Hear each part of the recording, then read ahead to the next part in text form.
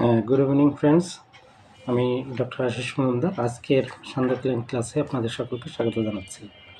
তো আজকে অনেক দিন পর একটা সুন্দর কেস আপনাদের মধ্যে শেয়ার করব। কেসটি হচ্ছে লোকটির বয়স হচ্ছে 62। প্রবলেমটা হচ্ছে হাই ব্লাড সুগার। তো রোগী এসে আমাকে কি বলছে একটু ভালো করে শুনুন। এসে বলছে, ডাক্তার সাহেব, আমার সুগার লেভেল 350। কি বলছে? আমার ব্লাড সুগার লেভেল 350। আমি প্রতিদিন মর্নিং এক্সারসাইজ করি, করলা খাই, তিতা খাই, সঠিক সময় ঘুমাতে যাই, খাওয়া দাওয়া মেনটেন করে চলি।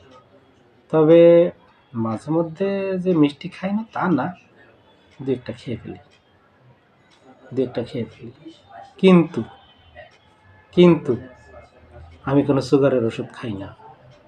তো জিজ্ঞেস করলাম, কেন খান না? বলে, ওরে বাবা, সুগারের ওষুধ শুরু করলে আর জীবনেও এটাকে ছাড়া যাবে না। সুগারের ওষুধ একবার শুরু করলে আর কোনো দিন ছাড়া যায় না। এই কারণে আমি সুগারের ওষুধ খাবই না। This is the case. তো এই মজার কেসটিকে আমরা যদি একটু ভাবি, এটাকে কিভাবে ভাবতে পারি এবং এর ডিকোডিং করে কোথায় যেতে পারি, আজকে সেই বিষয়টি একটু দেখাবো। তো এখানে রোগীর মূল চাওয়াটা কি, রোগীর মেন্টাল ফিলিংটা কি দেখুন। বলছে আমার সুগার লেভেল 350, মানে কি অনেক হাই ব্লাড সুগার। তো বলছে যে আমি তো এর জন্য মর্নিং এক্সারসাইজ করি, হ্যাঁ, ঠিক সময় ঘুমাতে যাই, খাওয়া দাওয়া মেনটেন করে চলি। তবে মাঝে মধ্যে যে মিষ্টি খাই না তা কিন্তু নয়, দু একটা খেয়ে ফেলি।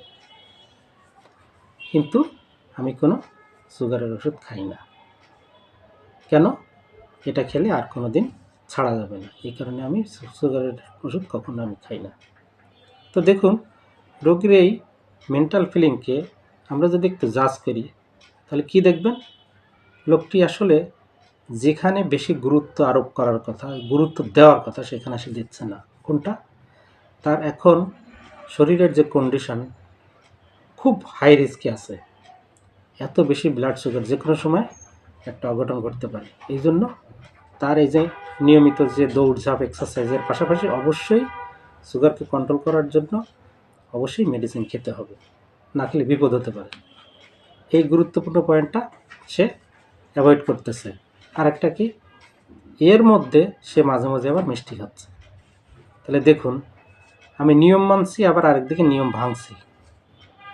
গুরুত্বপূর্ণ বিষয়টাকে আমি অবহেলা করছি। এই হচ্ছে মূল কেসের ডিকোডিং পয়েন্ট। তো এখানে আমরা মাত্র দুটো রুব্রিক ধরেছিলাম। Number 1, mind neglecting important things. কি বললাম? Mind neglecting important things. Number 2, mind frivolous. ফ্রিভুলাসটা কেন নিলাম? ফ্রিভুলাসটা নিলাম, সে মাঝে মাঝে মিষ্টি খেয়ে ফেলছে। আর নেগলেক্টিং ইম্পর্ট্যান্ট থিংস কোনটি? তার এই মুহূর্তে ঝুঁকি কমানোর জন্য, বিপদের ঝুঁকি, অবশ্যই তাকে ওষুধ খেতেই হবে।